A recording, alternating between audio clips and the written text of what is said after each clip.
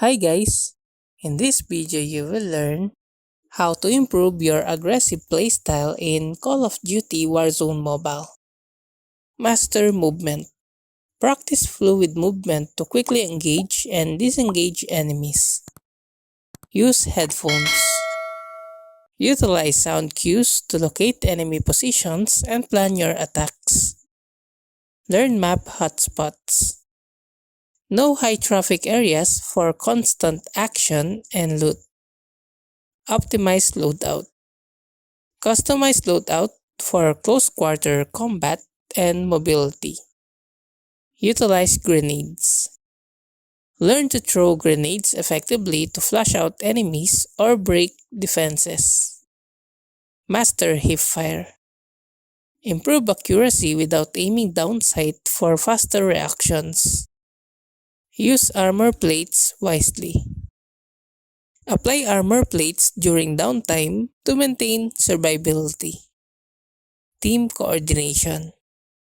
Communicate with teammates for coordinated assaults and cover.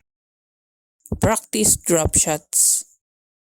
Master dropping prone mid-fight to surprise enemies and avoid fire.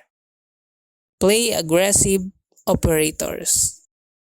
Choose characters with abilities that complement aggressive gameplay.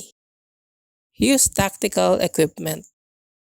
Deploy tactical equipment like stun grenades or smoke for strategic advantages. Control recoil.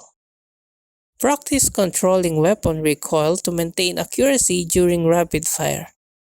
Be aware of the circle. Stay near the edge of the safe zone to intercept late arriving enemies. Master quick scoping. Improve sniper rifle skills for aggressive long-range engagements. Know weak points. Learn map features for strategic positioning and flanking. Pre-aim corners. Anticipate enemy movements and pre-aim common ambush spots. Engage first. Initiate engagement whenever possible to catch opponents off guard. Use vehicle effectively. Utilize vehicles for rapid repositioning and surprise attacks. Learn from defeats. Analyze mistakes and adapt strategies to improve aggressive tactics. And that's how to improve your aggressive playstyle in Call of Duty Warzone Mobile. If you like this video, please click the like and subscribe and ring the bell icon to notify you to our next video. Thank you for watching.